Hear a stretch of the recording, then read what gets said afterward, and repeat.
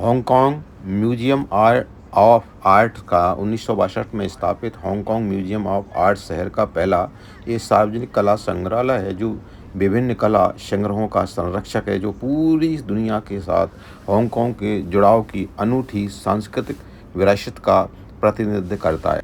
यह म्यूजियम बहुत ही शानदार बना हुआ है। हांगकांग का सिम्फनी ऑफ लाइट्स का ये विक्टोरिया हार्बर का एक विशाल रोजाना होने वाला लाइट और साउंड शो है, जो पहली बार 2004 में शुरू हुआ था और यह जो है 2005 में दुनिया के सबसे बड़े स्थायी लाइट और साउंड शो के रूप में गिनीज बुक में रिकॉर्ड किया गया है। 2017 में इसमें एक नए और बेहतर संस्करण के साथ 40 इमारतों और 2 आकर्षणों में इंटरैक्टिव लाइटें और लेजर और एक नया संगीत जोड़ा गया है।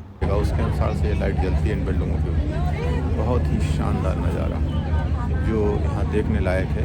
कभी भी सिंगापुर आएँ तो सिम्फनी और उसको अवश्य देखें, जिसको symphony museum light and sound कहते हैं।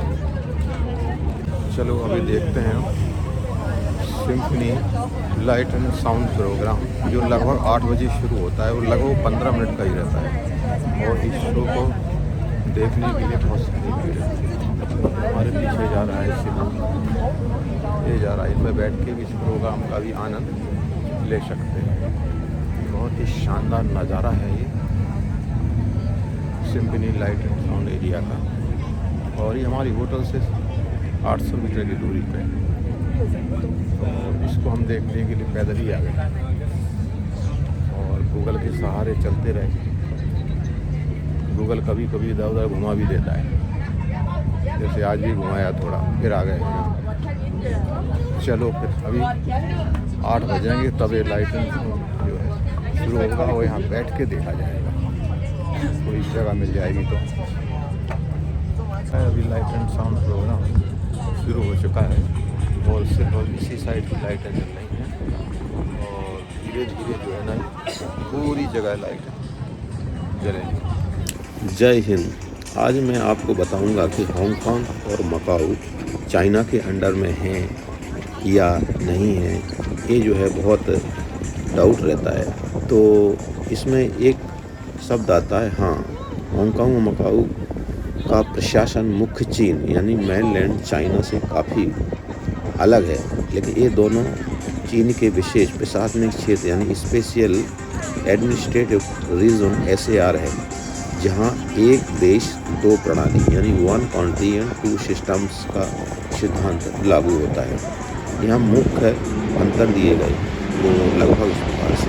एक देश को 2 प्रणाली का सिद्धांत है। इस सिद्धांत के तहत हांगकांग और मकाऊ चीन का हिस्सा तो हैं, लेकिन उन्हें आंतरिक मामलों में उच्च स्तर की स्वतंत्रता यानी कुछ high degree of the autonomy प्राप्त है। यह व्यवस्था उनकी वापसी हैंडओवर के बाद 50 वर्षों तक, हांगकांग के लिए 2047 तक और मकाऊ के लिए 2049 तक बनाए रखने का वादा किया गया था। अभी प्रशासनिक व्यवस्था जो एडमिनिस्ट्रेटिव जो है वो है इस प्रकार से। हांगकांग विशेष प्रशासनिक क्षेत्र यानी SAR, उसी प्रकार से ही मकाऊ सेम, और चाइना एकात्मक समाजवादी गणतंत्र यूनिटी सोशलिस्ट रिपब्लिक। यहाँ की जो लॉ सिस्टम्स हैं यानी कानून प्रणाली है जो यहाँ पे हांगकांग में कॉमन लॉ जो ब्रिटिश के द्वारा बनाया गया था, और मकाऊ में सिविल लॉ जो पुर्तगाली प्रणाली पर आधारित था, और चाइना के अंदर मुख्य चीनी कानून सिस्टम चलता है। यहाँ की जो करेंसी यानी मुद्रा का क्या अंतर है, हांगकांग में हांगकांग डॉलर, मकाऊ में मकाऊ पटाखा, और चाइना के अंदर जो है युआन चलता है। यानी तीनों कंट्री के अंदर जो करेंसी है वो अलग अलग चलती है। सीमाएं और आवर्जन अपनी अलग अलग, हांगकांग के अंदर अपनी अलग अलग और आवर्जन नीति पासपोर्ट पर मोहर लगती है, और मकाऊ में अपनी अलग सीमा और आवर्जन पर वीज़ा परमिट आवश्यक है। और चाइना मुख्य भूमि सीमा नियंत्रण, वहाँ पे एक दूसरे के यहाँ जब जाते हैं तो इमिग्रेशन कंट्रोल पक्का करना पड़ता है।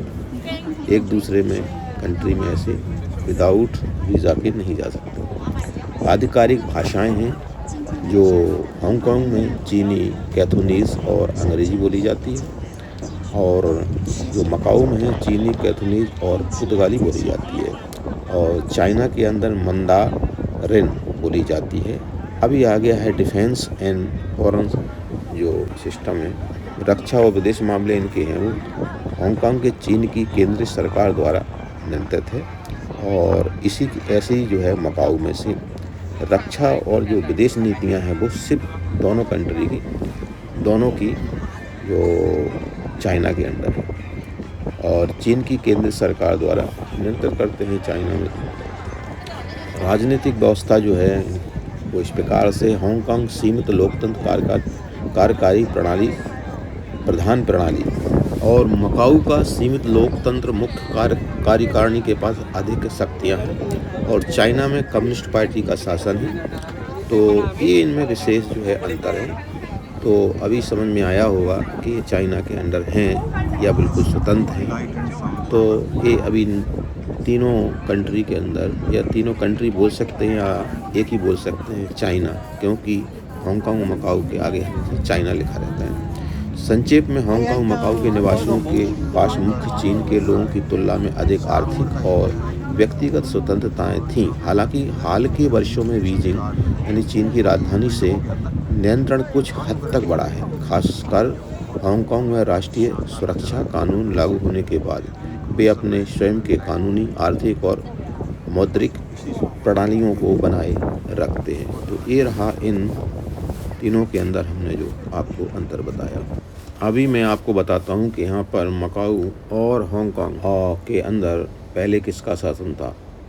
पुर्तगालियों ने मकाऊ को 1557 में मिंग राजवंश से एक व्यापारिक पोस्ट यानी चौकी के रूप में पट्टे पर लिया था, जो पूर्वी एशिया में पहली यूरोपीय बस्ती बन गई। दूसरी ओर हांगकांग 1841 से 1842 में प्रथम अफीम युद्ध के बाद नानकिंग की संधि के तहत ब्रिटेन को सौंप दिया गया था। उसके बाद है ब्रिटिश उपनिवेश बन गया। संक्षेप में मकाऊ 1557 से पुर्तगाली प्रशासन के अंदर था, और हांगकांग 1841 से ब्रिटिश प्रशासन के अंदर था।